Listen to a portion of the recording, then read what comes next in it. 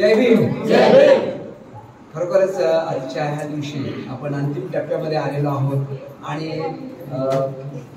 प्रत्येकाला घरी जाण्याची आठवण पण येत असेल, पण कदाचित आठवण येते नसेल, कारण बऱ्याचशा 5 दिवसाच्या कालावधीमध्ये आपण बऱ्याचशा काही गोष्टी शिकलेलो आहोत.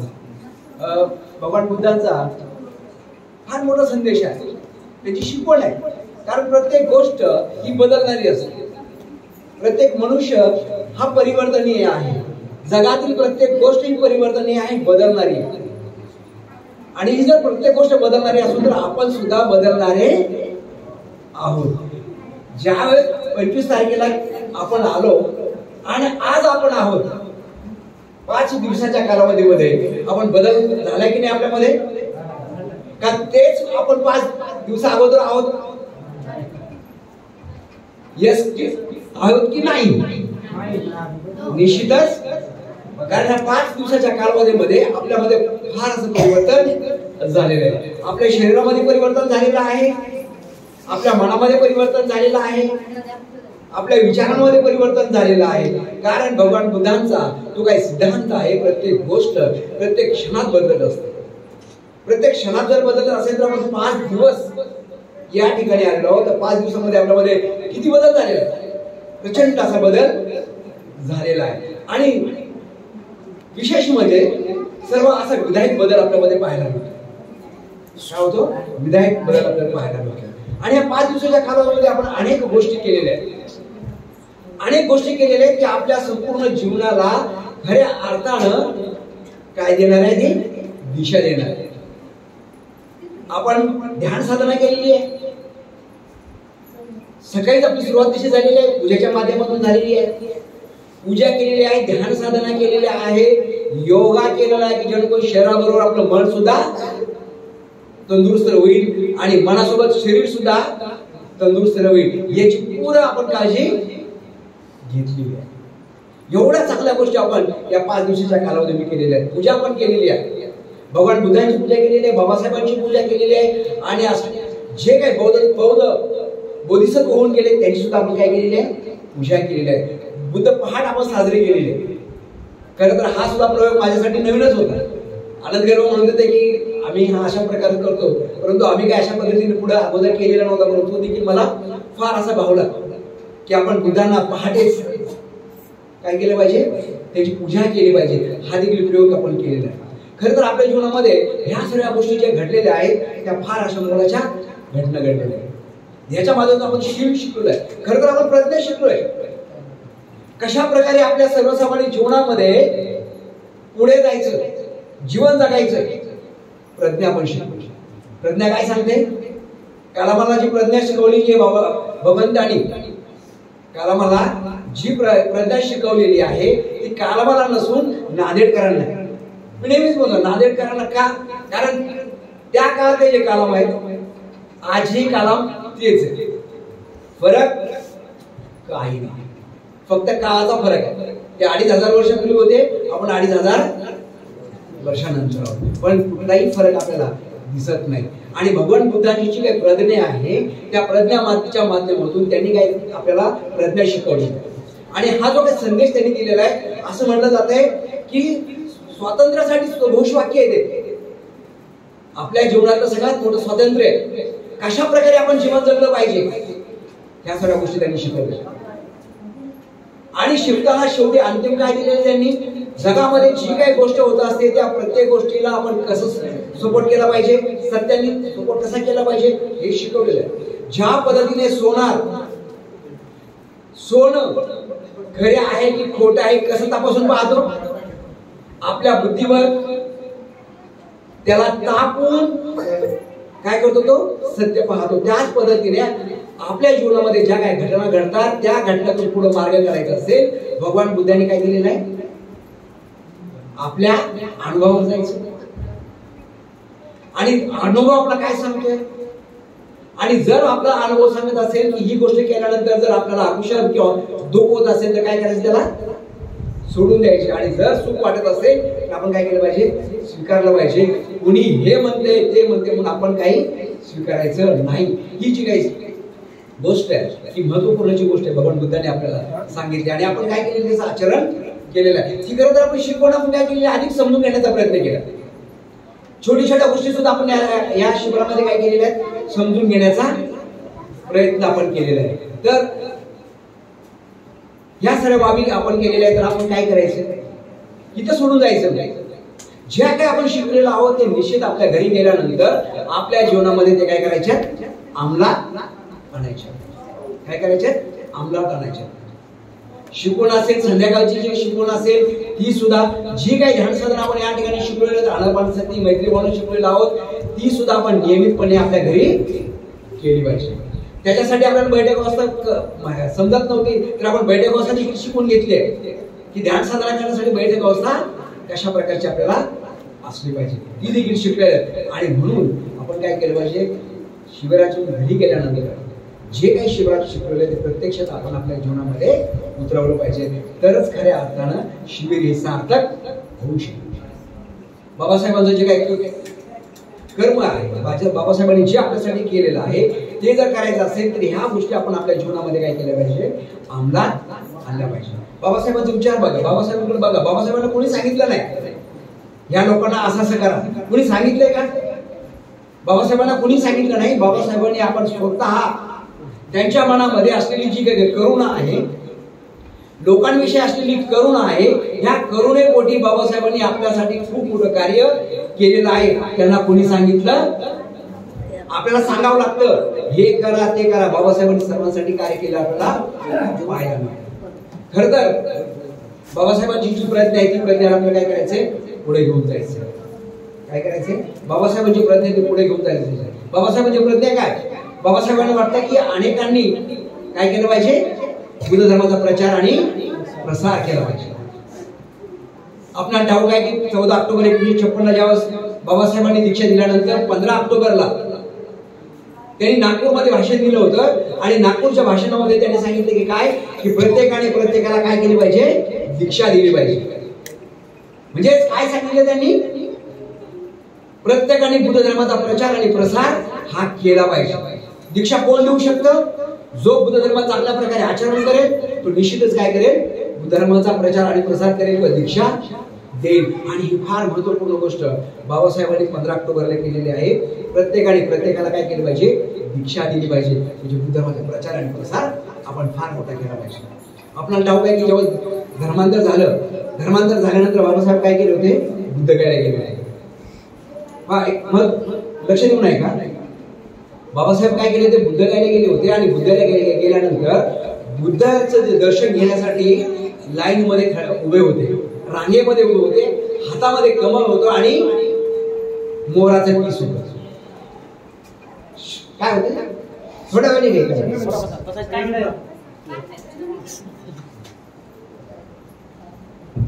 ओके, जे असेल ना थोड्या वेळाने करायचं.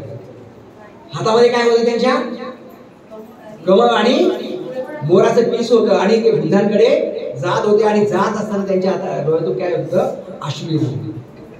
रडत होते बाबासाहेब. जेव्हा त्याचे सेवक होते त्यांनी विचारलं, बाबासाहेब तुम्ही असं का करताय, म्हणजे तुम्ही का असं अश्रू येतात तुम्हाला, तुम्ही तर भगवंताकडे झाले. तर बाबासाहेबांनी त्या ठिकाणी खंत व्यक्त करत होते. बाबासाहेब बुद्धांसमोर म्हणत होते की भगवंत, तू तर तुझ्या आयुष्यातले 45 वर्ष काय केलंस, बुद्ध प्रचार आणि प्रसार केला, परंतु मी तेवढं करू शकत नाही. का करू शकत नाही, कारण ते शरीर त्यांना साथ देत नाही. 65 वर्ष होतं, जास्त वर्ष बाबासाहेबांना लाभले नाही, फक्त 65 वर्ष मध्येच बाबासाहेबांचं काय झालं होतं, परिनिर्वाण झाले. आणि बाबासाहेबांना फार वेदना होती की मी बुद्धासारखं त्यांनी 45 वर्ष केले, तर मी अजून काहीतरी का करू शकलो नाही, का करू शकत नाही, एवढी वेदना बाबासाहेबांना होती. पण म्हणतो तीच गोष्ट जर आपण केली तर आपल्याला त्याच्यापेक्षा जास्त शरीर लाभलेलं आहे, कालावधी लाभलेला आहे. तर बाबासाहेबांचे ते स्वप्न आपण का पुरं करू नये. जो काही बुद्ध धर्माचा प्रचार आणि प्रसार करायचा होता तो फार मोठ्या पद्धतीने आपण केला पाहिजे. तरच खऱ्या अर्थानं आपण बाबासाहेबांचे अनुयायी होऊ शकतो. आणि या शिबिराच्या माध्यमातून आपण काय करतो, खऱ्या अर्थाने बौद्ध बनतो. आणि त्याच वेळेस आपण अधिक बौद्ध चांगला बनू शकतो. ज्यावेळी जे शिकलोय आपण ते आपण इतरांना सांगितलं पाहिजे. जे आपण या ठिकाणी शिकलोय, ध्यान शिकलेलं, ध्यान शिकलो असेल, जे काही 5% शिकलो असेल, 2% शिकलो असेल, काय केलं पाहिजे आपण? दुसऱ्यांना सांगितलं पाहिजे. आणि हे जेव्हा काम करतो तेव्हा ते काम कोणाचं असतं? खरं तर बाबासाहेबांचं काम असतं. बाबासाहेबांच्या कार्याला तो सपोर्ट असतो. तर ही जी बाब आहे ती खरं तर आपण जाताना आपण सोबत घेऊन गेली पाहिजे. या शिबिरामध्ये सगळ्यांनी फार मदत केलेली आहे. जे काही धर्मचारी आहेत, जे उपलब्ध धर्मचारी, त्यांनी आपलं बेस्ट देण्याचा या शिबिरासाठी प्रयत्न केलेला आहे. ही सुद्धा गोष्ट मी पाहिली. आणि त्याचबरोबर आपण ह्या शिबिरामध्ये दाखल झालेला होता त्यावेळेस आतामध्ये आपण सुद्धा खूप काही गोष्टी या शिबिराला दिलेल्या आहेत. आपलं जे उपस्थिती, ही देखील उपस्थिती फार महत्वपूर्ण आहे. प्रत्येक शिबिराची उपस्थिती, प्रत्येक कार्यक्रमाची उपस्थिती, कार्यक्रमामध्ये असलेली उपस्थिती ही फार मोठी आपल्यासाठी उपलब्धी आहे. आणि त्यामुळे खरं तर मी तुमचं सर्वांचं मनपूर्वक आभार व्यक्त करतो. आणि त्याचबरोबर या ठिकाणी नांदेड मुखेड या ठिकाणी आपल्याला फार मोठं कार्य करायचं, शिबिर केंद्र निर्माण करायचं. आणि ह्या शिबिर केंद्राच्या माध्यमातून काय होणार आहे? आपल्याला सर्व गोष्टी उपलब्ध होणार आहेत. तर मी या ठिकाणी आपल्याला विनंती करू इच्छितो की आपण या शिबिर केंद्रासाठी, या केंद्राला जेवढी मदत करता येईल तेवढी आपण मदत करायची. खरं तर मदत अनेक पद्धतीने करायची. आपल्याला मदत, आर्थिक मदत करायची आहे. ज्या ज्यावेळेस आपल्याला जमते तेवढी आर्थिक मदत आपण करावी. आपल्याला वेळेची मदत आहे, ती वेळेची मदत आपण केली पाहिजे. श्रमदानाची मदत केली पाहिजे. जेवढं आपल्याला शक्य होतंय तेवढं आपण खरं तर आनंद गर्भ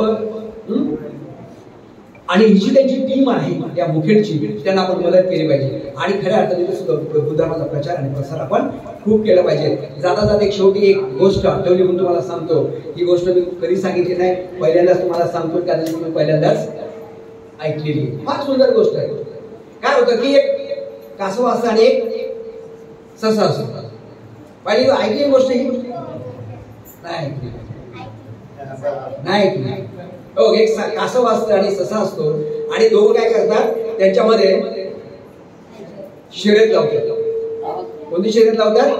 कोण जिंकेल, आहे का नाही? कोण पहिला जिंकेल त्याची शर्यत लावतात. पहिल्यांदाच ऐकते गोष्ट तुम्ही. तर मग शर्यत लागते. 1, 2, 3 म्हटलं जाते. आणि कासव आणि ससा जो असतो तो काय करतो? पळतात. आणि काय होतं मग? जो हे ससा असतो ना, तो फार वेगाने पळतो. वेगाने पळतो, फार पळतो. तो पाठीमागं बघतो तर काय अजून कासव आलेलं. मग तो काय करतो? झोपतो. बरोबर की नाही? तो काय करतो? झोपतो. आणि मग थोड्या वेळाने त्याला जाग येतो. काय होतं? त्या सशाला जाग येते आणि बघतो, अरे बघतो. आणि काही क्षणामध्ये तो जो ससा असतो उडी मारतो आणि ज्या ठिकाणी जायचे त्या ठिकाणी तू काय करतो? जातो. गोष्ट समजू? ऐकले का गोष्ट? नवीन आहे की नाही? गोष्ट नवीन आहे, तुम्ही पहिल्यांदाच ऐकली.